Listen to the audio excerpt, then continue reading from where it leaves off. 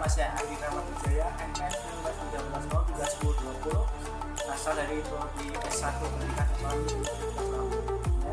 Bagaimana kabarnya? Tetap di rumah aja, apakah sehat? Semoga kita semua dijauhkan dari negara baik. Sebelumnya, apabila channel ini bermanfaat, jangan lupa like, share, dan subscribe untuk menunjang kemajuan pendidikan di Indonesia. Ya, di sini saya akan cerita materi tentang pasar oligopoli. Apa itu pasar oligopoli? Bagaimana karakteristiknya dan model-model pasarnya, serta equilibrium dan kekurangan serta kelebihan pasar oligopoli.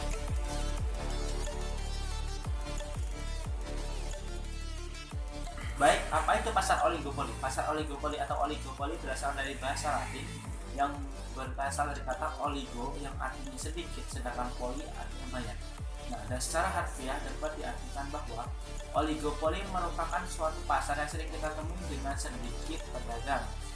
Nah, menurut Maulina dan Sugianto, pasar oligopoli dibagi menjadi dua, yaitu kooperatif oligopoli dan non-kooperatif oligopoli. Kooperatif oligopoli adalah pasar oligopoli di mana perusahaan-perusahaan di dalamnya bekerja sama untuk memaksimalkan keuntungan bersama-sama, sedangkan non-kooperatif oligopoli adalah pasar oligopoli di mana perusahaan-perusahaan di dalamnya tidak saling bekerja sama, melainkan sendiri-sendiri.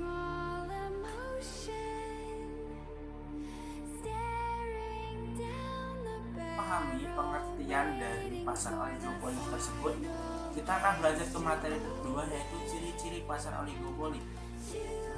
Pasar oligopoli juga memiliki beberapa ciri. Dan yang pertama adalah produk yang dijual memiliki harga yang hampir sama. Artinya antara penjual yang satu dan penjual lain itu memiliki harga yang sama antar produknya. Terus yang kedua, pembedaan produk yang unggul dapat menjadi kunci sukses dalam perdagangan. Artinya, jika seorang pedagang memiliki barang yang lebih unggul sedikit saja, dia akan memiliki keunggulan dalam berdagang atau bersaing di pasar tersebut. Yang ketiga, terdiri dari sedikit pedagang. Maksudnya terdiri dari sedikit pedagang, artinya pasar oligopoli tersebut hanya memiliki sangat sedikit pedagang, yaitu sekitar 5 sampai 15 pedagang saja.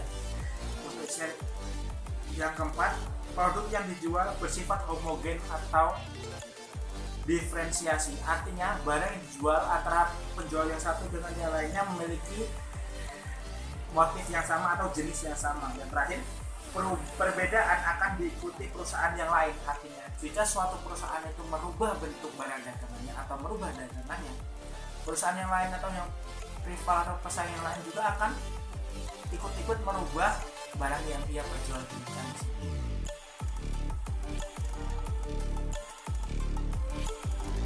Memahami apa itu pasar oligopoli, bagaimana ciri-cirinya. Sekarang kita akan belajar ke materi saja, yaitu bentuk-bentuk pasar oligopoli. Menurut Bagni, pasar oligopoli di dalam ekonomi itu dibagi menjadi dua bentuk, yaitu oligopoli non-kolusif dan oligopoli kolusif. Apa itu oligopoli non-kolusif? Di mana setiap tindakan yang dilakukan oleh suatu produsen akan memancing reaksi dari produsen lain. Artinya, jika suatu perusahaan atau produsen melakukan suatu tindakan yang seperti merubah jenis barang dagangan atau merubah model dagangannya, produsen lain akan ikutan untuk merubah barang dagangannya sendiri. Lalu, oligopoli kolusif terdiri dari kartel dan kepemilikan harga. Artinya, pas oligopoli ini tidak terjadi banyak perubahan. Nanti sama yang seputar kartel seperti apa?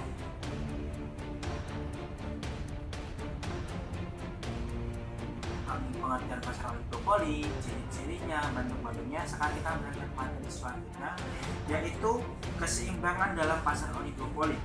Menurut Hal Erfarian, keseimbangan harga dalam pasar oligopoli bergantung pada kuantitas output perusahaan leader dan follower. Nah, untuk menghitung rumusnya dapat lihat dari teks tersebut.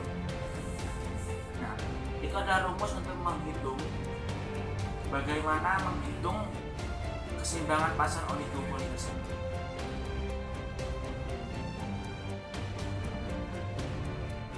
Oke, baik, kita akan beranjak ke materi selanjutnya, yaitu kelebihan dan kekurangan pasar oligopoli.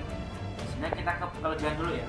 Kelebihan pasar oligopoli yaitu pertama, memungkinkan para oligopolis memiliki penemuan baru untuk teknologi yang baru. Artinya di pasar oligopoli ini memungkinkan untuk para produsen memiliki teknologi baru untuk mengembangkan hasil produksinya. Yang kedua, konsumen menjadi untung karena perusahaan bersaing dengan ketat. Artinya konsumen dapat keuntungan di mana harga tidak akan naik terlalu tinggi karena setiap produsen itu akan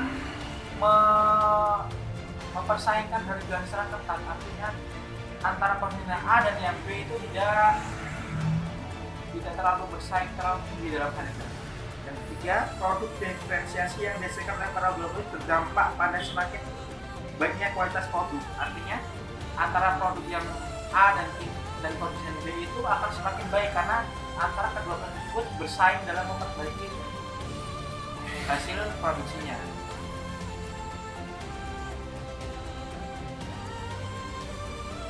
Pasar oligopoli memiliki beberapa kekurangan, yaitu pertama, oligopolis umumnya memperoleh keuntungan yang cukup besar. Hal ini dapat menimbulkan kesenjangan distribusi pendapatan masyarakat. Yang kedua, terkadang menimbulkan persaingan yang tidak sehat. Persaingan yang tidak sehat atau yang ketat menimbulkan persaingan secara tidak sehat. Artinya saking ketatnya suatu persaingan itu antara perusahaan A dan perusahaan B itu menggunakan teknik persaingan yang tidak sehat seperti menjatuhkan produsen lain atau dan sebagainya. Yang ketiga, dimungkinkan terjadi ketidakefisiensian produksi atau intinya itu terjadinya banyak pemborosan sumber daya. Baik, cukup sekian dari saya. Semoga setelah Anda menonton video ini dapat membantu Anda dalam memahami apa itu pasar oligopoli. Nah, sebelumnya saya sebagai presentator saya mohon maaf kepada Allah SWT. Saya ucapkan terima kasih. Assalamualaikum warahmatullahi wabarakatuh.